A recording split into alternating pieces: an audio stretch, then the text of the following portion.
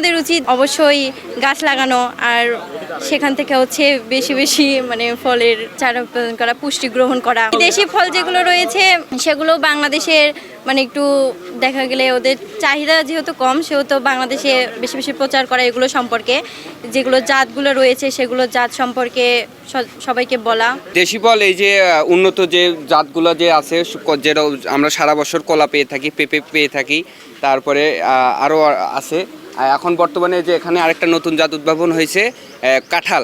কাঁঠাল সারা বছর পাওয়া যাচ্ছে এখন অর্গানিক প্রক্রিয়ায়। এখন যে নতুন জাত উদ্ভাবন করা হচ্ছে অর্গানিক পর্যায়ে, না আমাদের বিদেশি ফল না, আমাদের দেশি ফলই আমাদের প্রয়োজন। আমরা নতুন করে জানছি এখানে আপনার নতুন নতুন ফল সম্পর্কে, যে গাছ এইভাবে লাগানো হবে, ওইভাবে লাগাতে হবে, গাছের পরিচর্যা সঠিক সময় সঠিক নিয়মে লাগাতে হবে। এই ফলমালাটি যে আমাদের পুষ্টিকে সমৃদ্ধ করবে, আমাদের প্রকৃতিকে রক্ষা করবে।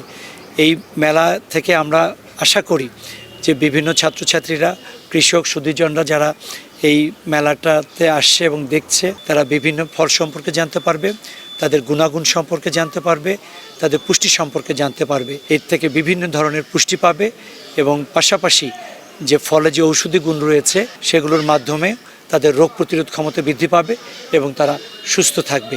সেই আলোকে কৃষি বিভাগ 3 দিনব্যাপী ফল মেলার আয়োজন করেছে।